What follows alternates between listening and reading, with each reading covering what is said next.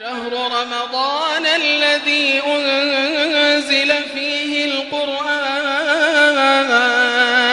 هدى للناس وبينات من الهدى والفرقان. إن الحمد لله نحمده ونستعينه ونستغفره ونؤمن به ونتوكل عليه ونعوذ بالله من شرور أنفسنا ومن سيئات أعمالنا من يهده الله فلا مضل له ومن يضلل فلا هادي له وأشهد أن لا إله إلا الله وحده لا شريك له وأشهد أن محمدا عبده ورسوله أما بعد فإن خير الحديث كتاب الله وخير الهدي هدي محمد صلى الله عليه وسلم وشر الأمور محدثاتها وكل محدثة بدعة وكل بدعة ضلالة وفي رواية وكل ضلالة في النار. فأعوذ بالله من الشيطان الرجيم. بسم الله الرحمن الرحيم. هو الذي أرسل رسوله بالهدى ودين الحق ليظهره على الدين كله ولو كره المشركون. اللهم أرنا الحق حقا وارزقنا اتباعه وأرنا الباطل باطلا وارزقنا اجتنابه. اللهم علمنا ما ينفعنا وانفعنا بما علمتنا وارزقنا علما. رب اشرح لي صدری ویسر لی امری واحلل عقدۃ من لسانی یفقہوا قولی. اس اللہ کے نام سے ابتدا جس کے ناموں کی کوئی انتہا ہی نہیں. ولو ان ما فی الارض من شجرۃ اقلام والبحر یمدہ من بعدہ سبعۃ ابحر ما نفدت کلمات اللہ. اس ذات اقدس پر کروڑوں درود و سلام ہوں جو تمام جہانوں کے لیے رحمت للعالمین بن کے آئے تھے. اللہم صلی علی محمد وعلی آل محمد کما صلیت علی ابراہیم وعلی آل ابراہیم انک حمید مجید وبارک علی محمد وعلی آل محمد کما بارکت علی ابراہیم وعلی آل ابراہیم انک حمید مجید. برادران اسلام، واجب الاحترام بزرگوں، دوستوں، عزیز ساتھیوں، لائق احترام ماؤں اور بہنوں، اللہ تبارک و تعالیٰ کے فضل و کرم سے آپ لوگوں کے سامنے رمضان المبارک کے ان راتوں میں تاریخ اسلام کا وہ مایہ ناز پہلو جو کہ خلافت بنی امیہ سے خلافت عباسیہ تک، خلافت عثمانیہ تک رہا، اس کا مخصوص ترین حصہ جو کہ تاریخ دعوت و عزیمت کے نام سے آپ لوگوں کے سامنے میں حالات مسلسل رکھتا آ رہا ہوں. تاریخ اسلام کے اس دور میں بہت سے شاندار واقعات ہوئے اور اس کے ساتھ ساتھ بہت سے فتنوں کا بھی ظہور ہوا. فتنے آئے گئے لیکن اسلام کو نہ مٹا سکے، نہ کوئی فتنہ ایسا ہے جو مٹا سکے گا. اسی لیے اللہ تبارک و تعالیٰ کہتا ہے کہ مشرکین کو کتنا ہی ناگوار کیوں نہ ہو، یہ دین غالب ہو کر رہے گا. بڑے بڑے پہاڑ جیسے فتنے اٹھے لیکن وہ سب آج ایک قصہ پارینہ بن گئے. ویسے ہی آج کے دور کو بھی سمجھنا چاہیے کہ بہت سے بڑے بڑے فتنے اٹھ رہے ہیں اسلام مخالف، اور ایسا لگ رہا ہے کہ لوگ اس میں بہتے چلے جا رہے ہیں. لیکن یہ ایک تاریخ کی حیثیت سے جب ہسٹری بنے گی تو مؤرخ ذکر کرے گا کہ بس یہ ہوا تھا فلاں وقت میں. لیکن اسلام جو ستون کھڑا رہا ہے اس کو ویسے ہی رہا اور اس کے لیے کوئی تھوڑا سا کیا ہے متزلزل ہونے کا بھی وقت نہیں آیا. تاریخ اسلام کے خلق قرآن کا فتنہ میں نے ابھی آپ کے سامنے ذکر کیا خلافت عباسیہ کے دور کا، اور اس میں جو کچھ امام احمد ابن حنبل پر ڈھایا گیا ظلم و ستم، اس وقت کے لحاظ سے تمام لوگ سمجھتے تھے کہ سب سے بڑا فتنہ یہ ہے جس میں سب کے سب عوام، خواص، علماء، جاہل سب کے سب کیا ہے متاثر ہوئے، اور حکومت مان لی اس عقیدے کو کہ قرآن مخلوق ہے، اور بزور اس کو منوانے لگی. کئی ہزاروں کا قتل ہوا اور لوگ سمجھ رہے تھے کہ اب اس فتنے سے بچانے والا ہمیں کوئی نہیں ہوگا. لیکن اللہ تبارک و تعالی ایک جلیل القدر امام کو اٹھایا اور انہوں نے اپنا تن من دھن لگایا پھر وہ قصہ بھی کیا ہے، تاریخ کے قصوں میں سے ایک قصہ بن گیا کہ فلاں دور میں خلق قرآن کا مسئلہ اٹھا، لیکن اسلام کو کوئی نقصان نہیں پہنچایا۔ اسلام کی حالت تو وہی ہے جو شاعر ان اشعار میں کہتا ہے کہ فانوس بن کے جس کی حفاظت ہوا کرے وہ شمع کیا بجھے جسے روشن خدا کرے۔ جس کا اللہ تبارک و تعالی نے ذمہ لیا ہے اس سے کون رب العالمین سے لڑ سکتا ہے، رب العالمین کے حکم کو ٹال سکتا ہے؟ تو ایسے ہی خلافت خاص کر بنی امیہ میں ہارون رشید کے زمانے میں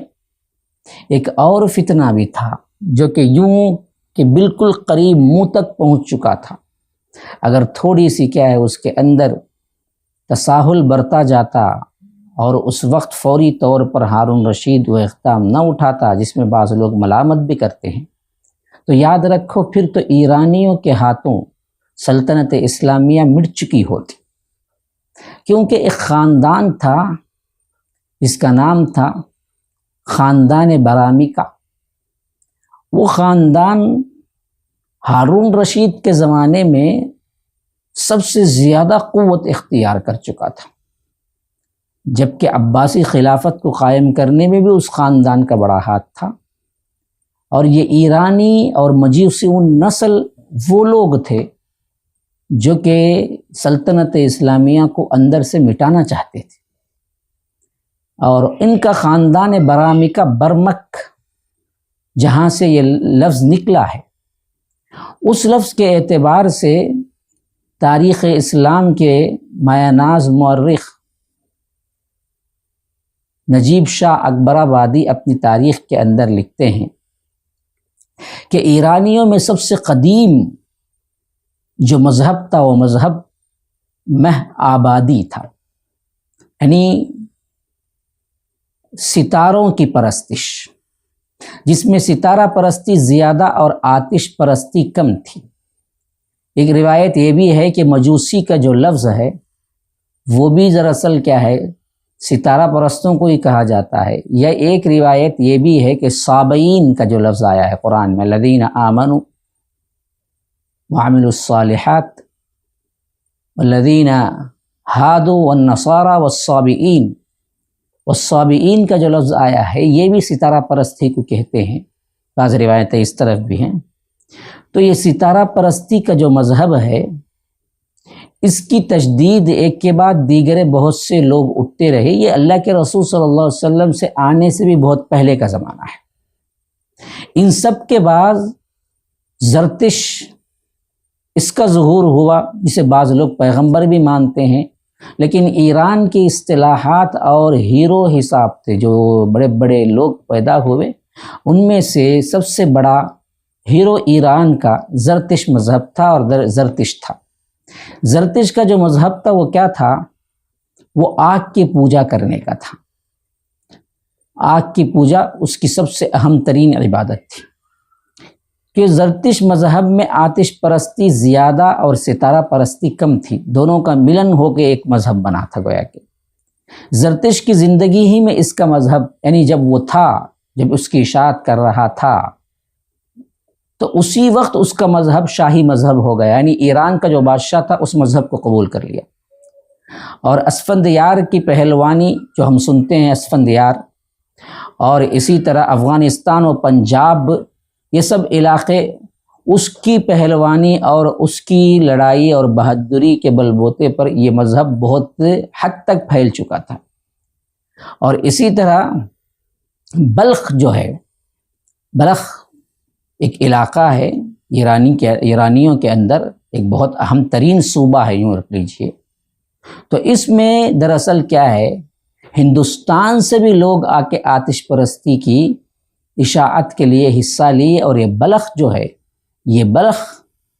آتش پرستوں کا سب سے مقدس ترین گھر، وہ سب سے مقدس ترین اڈا بن گیا۔ جس طرح عیسائیوں کے پاس روم کا معاملہ ہے، جس طرح کیا ہے عیسائیوں کے پاس بیت المقدس کا معاملہ ہے، یہودیوں کے پاس بیت المقدس کا معاملہ ہے، عیسائیوں کے پاس روم کا معاملہ ہے، اسی طرح ان کے پاس کیا ہے، بلخ کا علاقہ بہت مقدس ہو گیا۔ تو اچھا یہ دیکھیے کہ آخری قیام گاہ جو بلخ میں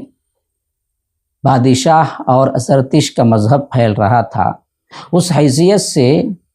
ایک بادشاہ گزرا ہے جو بالکل اس کے لیے وقف ہو گیا تھا، اپنی سلطنت بھی چھوڑ دیا تھا۔ اس کا نام تھا لہراسپ۔ وہ آخری میں وہیں مرا، تو اس حیثیت سے وہ بلخ کا جو شہر تھا اس کو اور زیادہ اہمیت حاصل ہو گئی۔ تو سمرقند، کراچی، بابل کا درمیانی رقبہ اور اسی طرح اطراف و اکناف کے علاقے، وہ سب کے سب اسی بلخ کے اندر آتے تھے۔ یہ خاندان آتش پرست سلطنت کا محکوم اور مغلوب رقبہ تھا، یہ پورا جو رقبہ اس زمانے میں، اسی رقبے میں آتش پرستی رائج تھی۔ اچھا، یونانیوں کے سیلاب کے ساتھ حکومت آتش پرستی کو ٹھکرا چکی، یعنی اس معاملے میں یونانی جب غالب آئے، یونان کے لوگ، تو یہ تھوڑی دیر کے لیے ان کا مذہب اشاعت سے رک گیا۔ پھر سینکڑوں برس بعد یونانیوں کے شکنجے سے ایرانیوں کی گردنیں چھٹی اور ساسانی حکومت ایک اور حکومت آئی، تو پھر ان کی تبدیل ہو گئی حیثیت اور یہ دین زرتشی کا بہت اہم مرکز بن گیا۔ اچھا، اس کے بعد کیا ہوا کہ بلخ بھی پھر آتش پرستوں کا اڈا بن گیا۔ پھر اس کے بعد سکندر اعظم کا جو سیلاب آیا، سکندر اعظم جو پورے ملک کو فتح کرنے کے لیے نکلا تھا، اس وقت کیا ہے، پھر دراصل بلخ ایک مرتبہ اجڑ گیا اور وہاں پر آتش پرستی کا یہ معاملہ تھوڑا سا پھر ٹھنڈا ہو گیا۔ لیکن پھر ساسانی سلطنت کے سانس پورے ہو گئے تو بلخ کے آتش گدے کی رونق اور زیادہ بڑھ گئی، پھر وہ عروج پہ آئے، کیونکہ ایرانیوں کا شکست خوردہ بادشاہ اور دربار ایران کے بقیہ مفرور سرداروں کا جو کچھ صحابہ کے زندگی میں جو لڑائی پیش آئی، خاص کر قادسیہ اور نہاوند، اس میں جو بچے کچھ سردار تھے وہ سب پناہ لینے کے لیے بلخ کے اسی ملک میں پہنچے، تو وہ اور زیادہ مستحکم ہو گیا وہ ملک، اور وہاں پر خاص طور پر آتش پرستی کا رواج اور اس کی پوجا پاٹ ہوتی تھی۔ اور پھر اس کے بعد ایران کی بربادی، جیسا کہ مسلمانوں کے ہاتھوں میں جب سلطنت اسلامیہ آئی، پھر انہوں نے فتوحات کی، تو ایران سب سے زیادہ متاثر ہوا اور سب کا سب الحمدللہ، حتیٰ کہ مدائن بھی سعد بن ابی وقاص کے ہاتھوں فتح ہو گئے۔ جو لوگ دین کے اس میں بڑے بڑے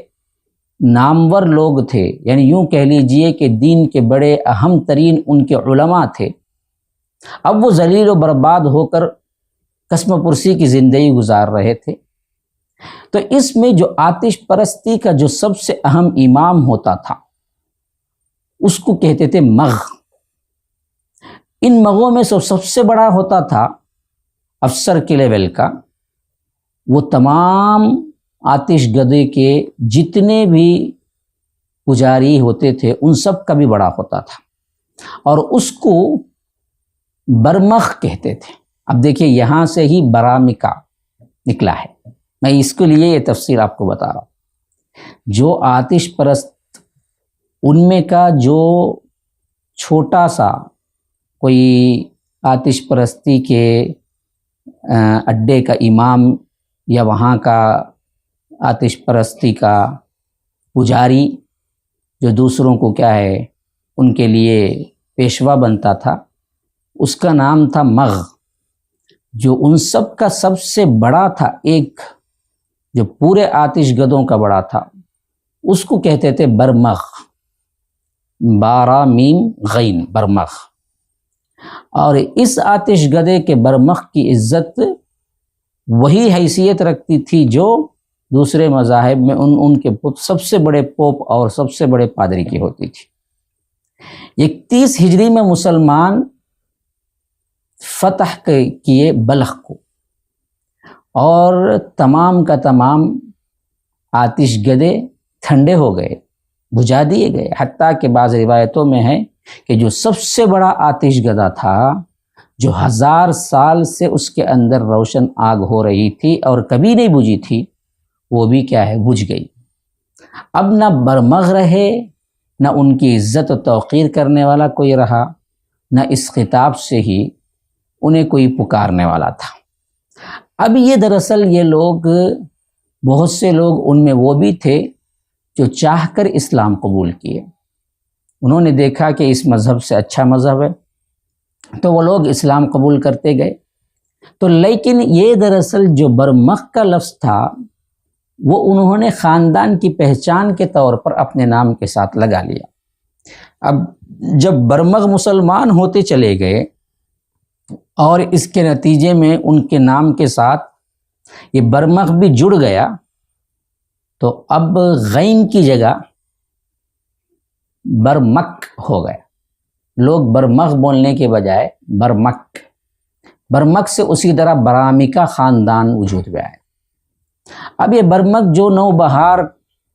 اور خاص کر مجیسی سلطنت کا زمانہ دیکھے ہوئے تھے، فوت ہو گئے، تو ان کے جو نسل آئے، ان کے جو بیٹے آئے، ان کے جو بعد میں آئے، ان سب نے اسلام کا زمانہ دیکھا تو انہوں نے اسلام قبول کیا۔ تو اسی طرح عربی میں جب یہ لوگ اسلام قبول کر کے سلطنت اسلامیہ کے اندر رہنے لگے تو لوگ ان کی پہچان کے طور پر برمک خاندان بلانا شروع کر لیے۔ 80 پر 6 ہجری کے اندر، جب ابھی کیا ہے خلافت بنو امیہ کا زمانہ تھا، تو قتیبہ بن مسلم گورنر خراسان، یہ جو کہ ہے گورنر تھا، خراسان کا گورنر تھا، خاص کر بلخ پر چڑھائی کی تو وہاں سے کچھ لونڈیاں گرفتار ہو کے آئی۔ ان میں سے ایک برمک دوم کی بیوی بھی تھی، یعنی جو بڑا برمک تھا وہ سیکنڈ جو برمک ہوا تھا اس کی بیوی بھی آئی تھی، جو قتیبہ بن مسلم کے بھائی عبداللہ بن مسلم کے حصے میں آئی۔ جو چند روز بعد جب اہل بلخ سے صلح ہوئی تو وہ تمام لونڈیاں واپس کر دی گئی، تو چنانچہ عبداللہ بن مسلم سے وہ عورت حاملہ ہوئی اور اس سے ایک لڑکا پیدا ہوا جس کا نام تھا جعفر برمکی کا دادا، جس کا نام خالد تھا، خالد برمکی۔ یعنی قتیبہ بن مسلم جب لڑائی کے لیے گئے تو اس وقت جب لونڈیاں گرفتار ہو کے آئی، ان میں سے ایک لونڈی سے ان کے بھائی شادی کیے، یعنی ان کے بھائی کیا ہے لونڈی کو رکھا، پھر اس کے ساتھ جو لڑکا پیدا ہوا وہ یہ برمکی خاندان کا اسلامی سلطنت میں وجود کا جو سب سے اہم ترین خاندان بنا، جو بڑا بنا، جس کا نام خالد تھا، وہ لڑکا پیدا ہوا۔ ابو مسلم کو خالد بن برمک کے ساتھ بہت محبت تھی، یعنی خالد بن برمک بعد میں مسلمانوں کے ہاتھوں میں ہی رہے، پلے بڑے، اسلام سیکھا، جہاد میں رہے، تو تربیت بھی خصوصی طور پر ہوئی۔ تو ابو مسلم نے جب خراسان سے ایک شخص کو بھیج کر ابو سلمہ معروف با وزیر آل محمد کو قتل کرایا تو صفاح کو لکھا کہ آپ اب خالد بن برمک کو اپنا وزیر بنا لیں۔ اب دیکھیے برمکیوں کا عروج شروع ہو رہا ہے۔ جیسے ہی عباسیوں کا معاملہ سلطنت مستحکم ہوئی اور ان کا سب سے پہلا خلیفہ الصفاح جو بنا، تو بننے سے پہلے ہی تربیت کے اعتبار سے ابو مسلم خراسانی، جو کہ سلطنت عباسیہ کو قائم کرنے میں بہت اہم رول ادا کیا،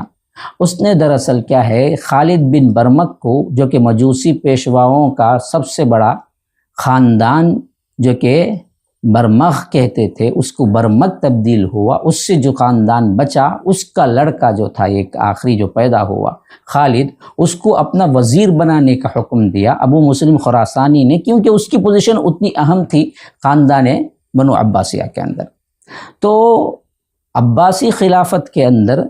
خاص کر خالد بن برمک اپنا وزیر بنا لیا، اور صفاح کو جو کہ اپنی زندگی تقریباً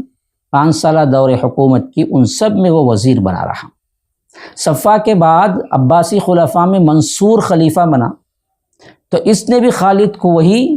وزیر کا عہدہ دیا۔ منصور اپنی خلافت کے پہلے ہی سال ابو مسلم کو، جو خالد کا مربی تھا، ہم خیال اور محسن تھا، قتل کرا دیا۔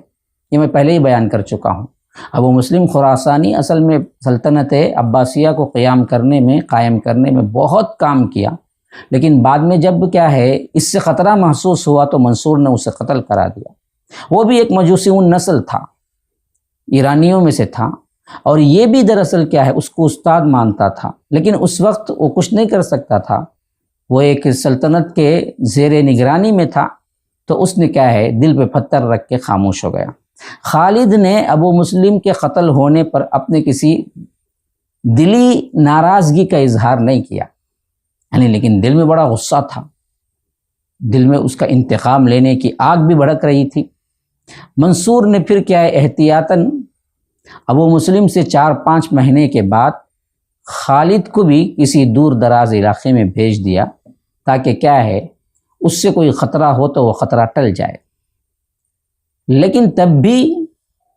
خالد برمکی منصور کے ساتھ اچھا سلوک کرتا رہا، وفادار ہونے کی ایکٹنگ کرتا رہا، یہاں تک کہ خود منصور کو بھی اپنے ذہن سے اور اپنے دل سے خیال نکالنا پڑا کہ اس کے اندر کوئی سازش ہو سکتی ہے۔ پھر اس کے بعد منصور کا بیٹا آیا مہدی، وہ بھی دراصل اس خاندان کو اور زیادہ عزت دی، یہاں تک کہ مہدی کے جو خاص استاد ہوئے وہ بھی دراصل خالد برمکی ہوا کرتا تھا۔ مہدی کی خلافت 160 پر 3 ہجری میں تقریباً 77 سال کی عمر میں خالد کا انتقال ہوا۔ اب خالد کے بعد اس کا بیٹا یحییٰ آیا، یحییٰ برمکی۔ اب یحییٰ برمکی کی عمر اس وقت تقریباً 50 سال تھی۔ اس نے بھی اپنے باپ سے وہ تمام عزائم، تمام کیا ہیں جاسوسیاں، وہ تمام سنگینیاں سب دیکھ چکا تھا،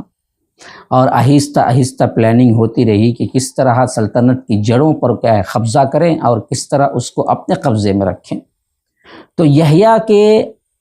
ساتھ معاملہ خلافت عباسیہ کے لوگوں کا ویسے ہی رہا جیسے خالد کے ساتھ رہا، وہ بھی وزیر، اور وزیر کے علاوہ بھی کئی عہدے تھے۔ اور خالد بن برمک نے سب سے بڑا کام اور نہایت ہی گہری تدبیر یہ کی تھی کہ سن 160 پر 1 میں مہدی کو مشورہ دیا کہ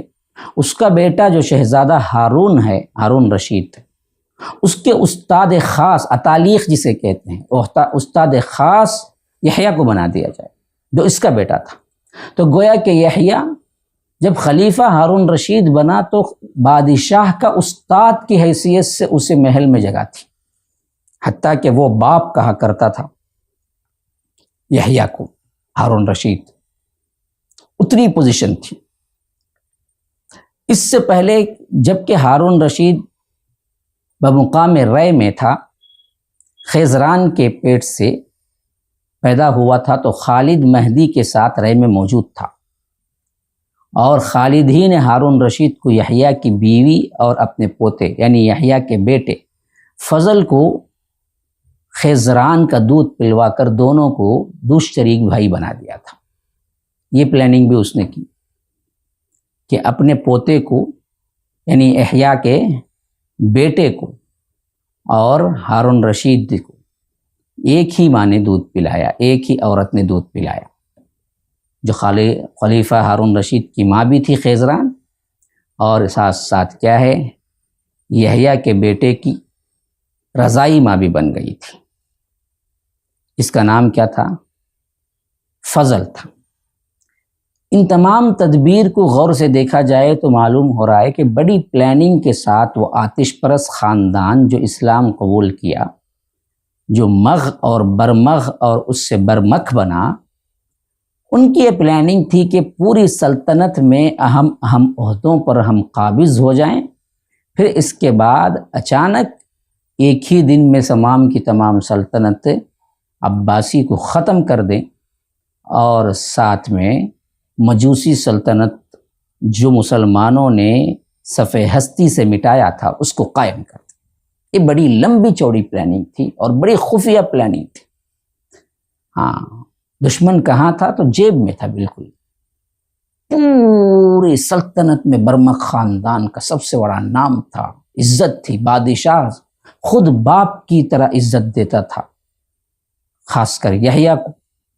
اور اس کا بیٹا وہ بھی دراصل بھائی سمجھتا تھا، دو شریک بھائی، دونوں سگے بھائی جس طرح ہوتے ہیں ویسے ہی ہارون رشید اور فضل ہوا کرتے تھے۔ تو اس کے علاوہ بڑے بڑے عہدے جب چاہے جو چاہے کرتے تھے، ہارون رشید کو پوچھنے کی ضرورت بھی محسوس نہیں ہوتی تھی، بلکہ کبھی تو ہارون رشید کو پوچھنا پڑتا تھا باپ کی حیثیت سے کہ یہ کام میں کرنے والا ہوں، آپ کی کیا رائے ہے؟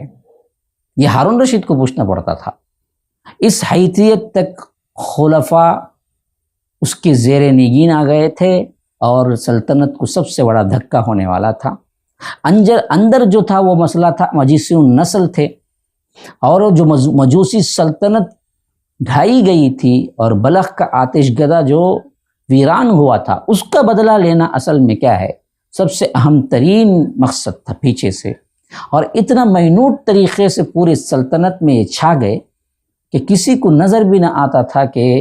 اگر کل کے دن کوئی خلیفے کو اندر ہی سے اندر ختم کر کے اعلان کر دے کہ ہم نے کیا ہے فلاں کو خلیفہ بنایا ہے، تو برمک خاندان کی اتنی بڑی عزت تھی اور خلیفے کا اتنا اہم رول تھا کہ لوگ اس کو برا نہ سمجھتے یا اس کے خلاف بغاوت نہ کرتے۔ اور یحییٰ بھی اپنی زندگی میں بڑے احتیاط سے ہارون رشید کے ساتھ رہا۔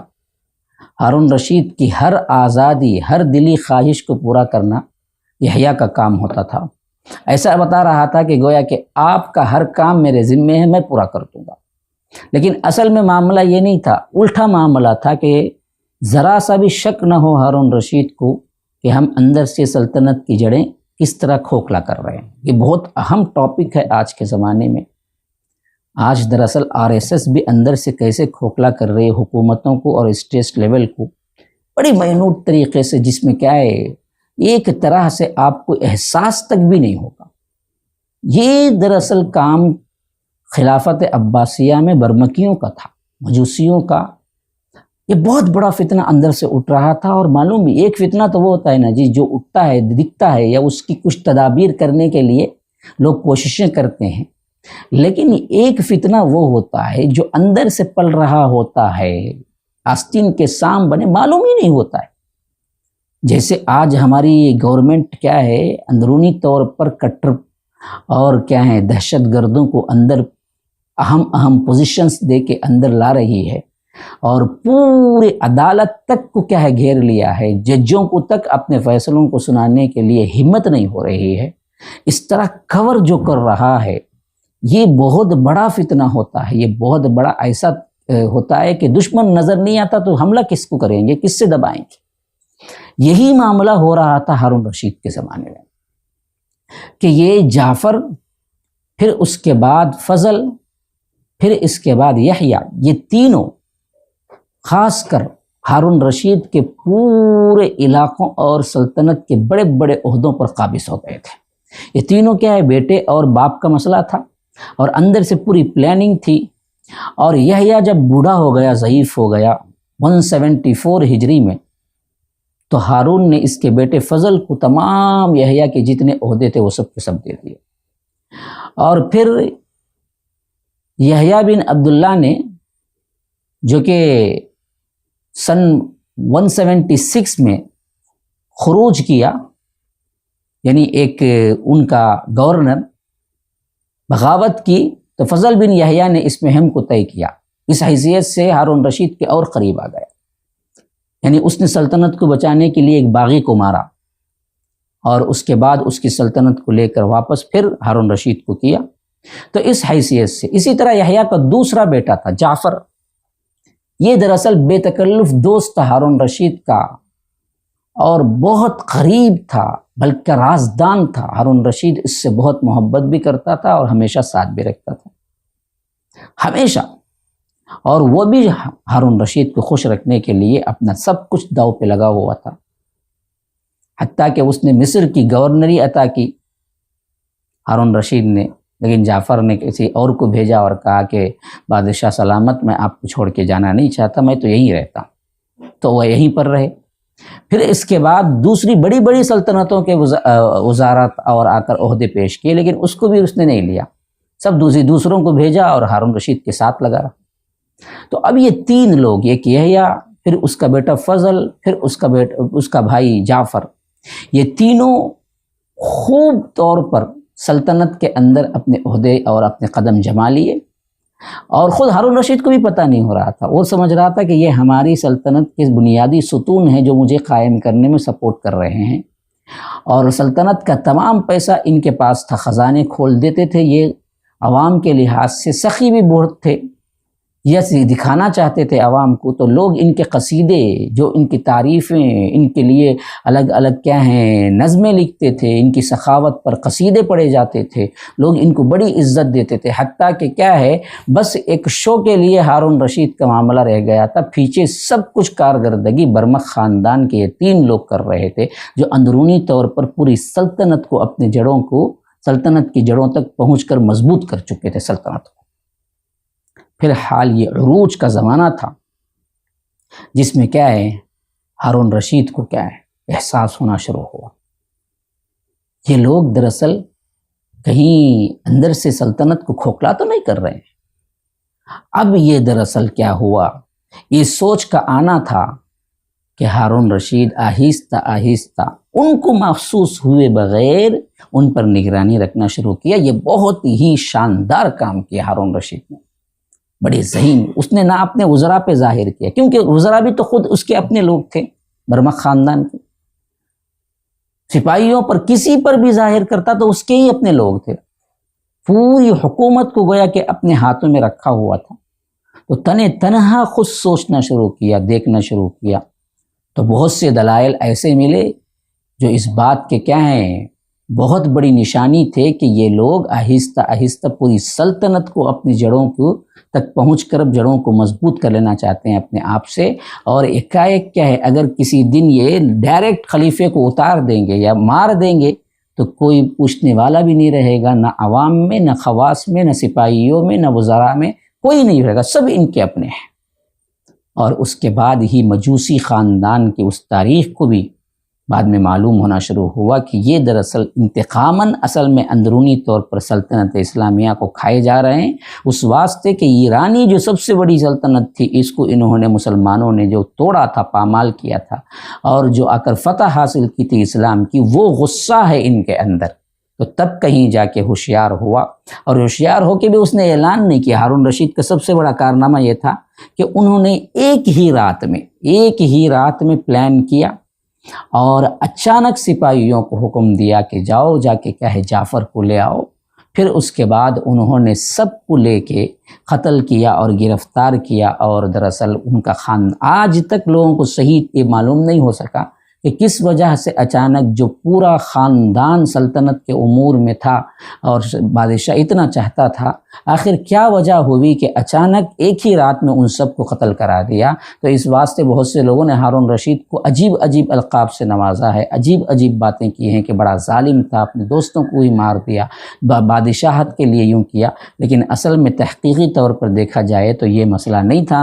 اندر تھا سلطنت اسلامیہ کو ختم کرنے کا مسئلہ، اور اس کو ہارون رشید نے ایسا ہینڈل کیا، اللہ تبارک و تعالی نے ایسے کیا کہ بہترین طور پر ایک ہی رات میں مسئلہ ختم ہوا، اللہ اس فتنے سے بچا دیا۔ اصل میں مقصود مجھے یہ بولنا تھا کہ بڑے بڑے فتنے آئے گئے، یہ انجینئر کا فتنہ، یہ دراصل اہل قرآن کا فتنہ، یہ خلق قرآن کا فتنہ، یہ آج کے کیا ہے ارطغرل جو ڈرامے کا فتنہ چل رہا ہے، اب دراصل لوگ مجھے بول رہے ہیں کہ اس پر کچھ دو، انشاءاللہ بہت جلد آئے گا اس پر بھی میرا بیان۔ تو اس طرح کے فتنوں سے لوگ پریشان ہو جاتے ہیں۔ دیکھیے اس سے بڑے بڑے فتنے آئے، اسلام کو کوئی دھکا نہیں لگا اور وہ اپنے موت آپ مر گئے، بس ہر ایک کی ایک مدت ہوتی ہے، لیکن اسلام جو ہے وہ قائم ہے، قائم رہے گا، قیامت جب تک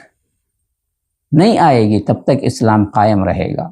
اسلام نہ رہے گا تو پھر دنیا بھی نہیں رہے گی۔ ھذا وباللہ التوفیق، صلی اللہ وسلم علی نبینا محمد۔ اسأل اللہ لی ولکم ولسائر المسلمین من کل ذنب فاستغفروہ انہ هو الغفور الرحیم۔ والسلام علیکم ورحمۃ اللہ وبرکاتہ۔